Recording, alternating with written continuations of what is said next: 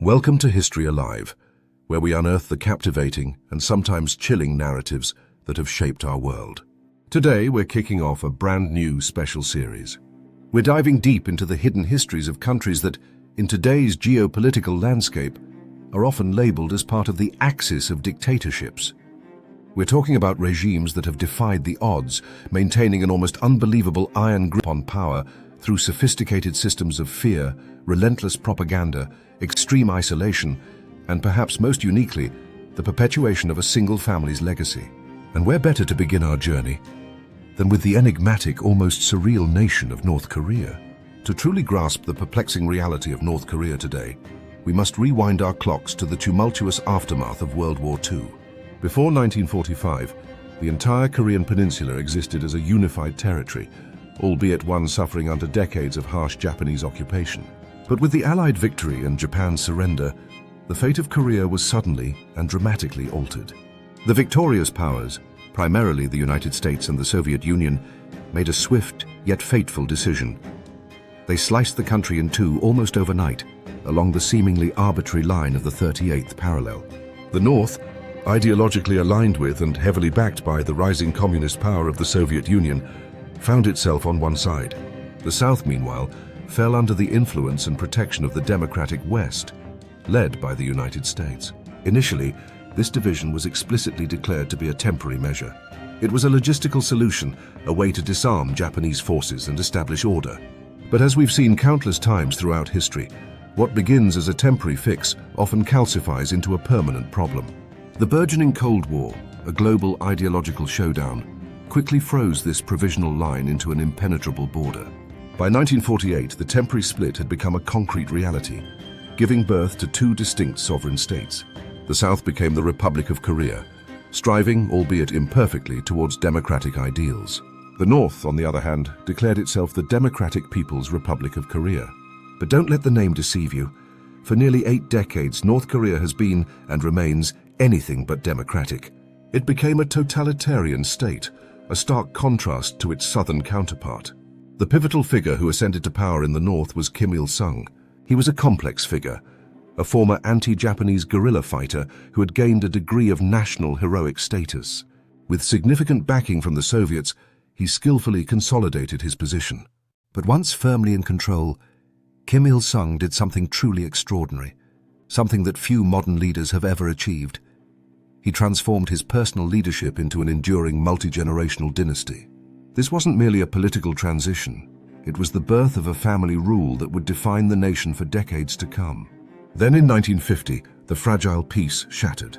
The Korean War erupted when North Korea, driven by Kim Il-sung's ambition to unify the peninsula under his communist vision, launched a full-scale invasion of the South. The invasion was swift, and it nearly succeeded. However, the United Nations forces, primarily led by the United States, intervened decisively, pushing the North Korean army back across the 38th parallel. After 3 brutal, devastating years that claimed millions of lives on both sides, the war ended in 1953 with an armistice, a ceasefire, but notably, not a peace treaty. This crucial detail means that, technically, North and South Korea remain at war to this very day, a perpetual state of tension that underpins much of the North's national narrative. The Korean War, though horrific, paradoxically provided Kim Il-sung with the ultimate propaganda tool. He masterfully leveraged the conflict, portraying himself as the valiant protector of the nation, standing firm against menacing foreign imperialists. From that moment on, he embarked on an unprecedented campaign to construct a cult of personality so profound, so all-encompassing, that it elevated him beyond a mere political leader into a godlike, infallible figure. Children were literally taught that he possessed supernatural abilities, like controlling the weather.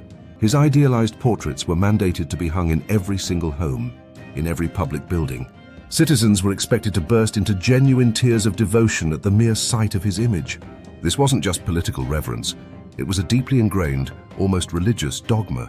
And when he finally passed away in 1994, his son, Kim Jong-il, seamlessly stepped into his shoes, inheriting not just power, but also perpetuating this elaborate, terrifying illusion of divine rule.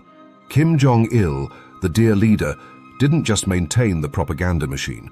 He amplified it, taking the cult of personality to new, almost absurd heights. He was presented to the public as a singular genius in every conceivable field, from brilliant military strategy to prolific music composition, even golf. He purposefully remained largely unseen in public, which only deepened the aura of mystery and reverence surrounding him. His every utterance became sacred doctrine. Yet, while the ruling elite and the Kim family reveled in unimaginable luxury, the vast majority of the population endured unspeakable suffering. The 1990s marked one of the darkest periods in North Korean history, the devastating, arduous March famine. This catastrophic event killed an estimated 2 to 3 million people, a staggering percentage of the population. Reports from defectors and humanitarian aid workers describe haunting scenes, bodies lying in the streets, people resorting to desperate measures, eating grass, tree bark, and even insects to survive. The scale of human suffering was immense, but while the public starved, the regime paradoxically thrived. Kim Jong-un and his inner circle resided in opulent palaces, their larders stocked with the finest imported wines, gourmet delicacies, and entire fleets of luxury cars. The disconnect between the lavish lives of the few and the abject misery of the many was horrifying, yet utterly unchallengeable. In a country where speaking a single wrong word could mean imprisonment or death, the ruling family remained untouched, unseen, and critically, untouchable. Then, in 2011, the world held its breath once more as Kim Jong-il passed away. The mantle of power, defying all conventional political logic, was passed down yet again, this time to his youngest son, Kim Jong-un. At merely 27 years old with little international experience, many analysts and observers around the globe predicted that he would fail. They believed he was too young, too inexperienced to effectively hold on to such absolute power in a complex geopolitical landscape. But within a remarkably short period, just over a year, Kim Jong-un shocked the world. He ruthlessly purged his own uncle, a once powerful figure, along with dozens of other top officials. He meticulously consolidated his authority through brutal displays of force and unwavering fear, signaling that he was firmly, undeniably in control. Kim Jong-un has proven himself to be a shrewd, often terrifying strategist. He masterfully fused the old, brutal tactics of his father and grandfather with a surprising embrace of certain Western-style aesthetics. Photos of him smiling at public events, wearing modern suits, and even laughing jovially with military generals circulated internationally, projecting an image of a more modern leader. But make no mistake, beneath this veneer of modernity, the iron grip of the totalitarian regime remained absolutely unyielding. North Korea today stands as one of the most isolated and enigmatic nations on Earth. Its citizens are fundamentally not allowed to leave the country without severe repercussions. Access to any form of outside information is meticulously controlled and nearly impossible for the average person to obtain. Foreign media, the global internet, and even foreign languages unrelated to state-approved studies are strictly forbidden. This isn't just censorship. It's a complete systemic informational blackout designed to prevent any dissenting thought from taking root. Children are indoctrinated from birth, raised to worship the Kim family as divine rulers. Schoolbooks teach state-sanctioned mythology, meticulously crafted to glorify the dynasty rather than objective history. Defectors, those brave souls who have managed to escape, consistently describe the regime as a prison without bars, a place where thought itself is regulated, where loyalty is the only currency. And the stark contrast between the elite and the general populace is not only impossible to ignore, but continues to grow. Kim Jong-un reportedly possesses dozens of sprawling mansions, his own private island, a fleet of luxury vehicles, and even a multi-million-dollar wine cellar stocked with bottles worth thousands of dollars each. Meanwhile, the average North Korean struggles daily to survive on meager state rations, often amounting to little more than rice and cabbage, and even that is not always guaranteed. The regime aggressively funds its opulent luxury and its relentless nuclear ambitions through illicit means. This includes extensive black market arms sales, the exploitation of forced labor abroad, and increasingly sophisticated cybercrime operations targeting international banks and cryptocurrencies. Behind the meticulously choreographed military parades, the thunderous patriotic music, and the smiling facade of the supreme leader lies a ruthlessly efficient machine designed for one singular purpose: keeping the ruling Kim family and their absolute power firmly in place. But why, despite international pressure and humanitarian concerns, is it so incredibly difficult to stop them? The answer is multifaceted and deeply entrenched. Firstly, the regime is built on generations of ingrained fear, psychological manipulation, and total control. Every single citizen is under constant surveillance. Families can be severely punished, often with imprisonment or worse, for the perceived actions or disloyalty of just one member through a terrifying system of guilt by association.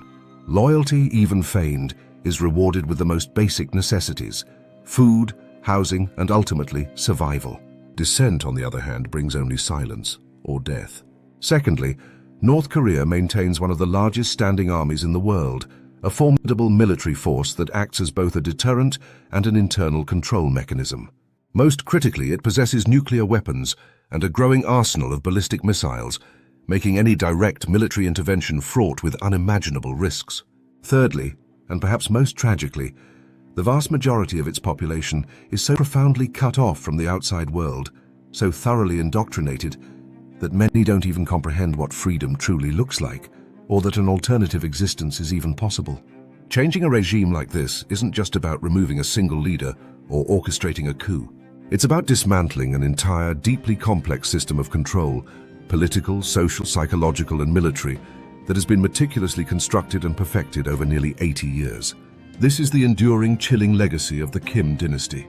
A country transformed into a vast, meticulously orchestrated stage where every citizen plays a prescribed part in a carefully scripted play. A play written, directed, and brutally enforced by a single dynastic family. Thank you for watching History Alive. This has been just the beginning of our journey into the hidden histories of the world's most secretive and enduring regimes. Make sure to subscribe, because in our very next video, another dark and compelling chapter of global power will be revealed. We'll see you soon.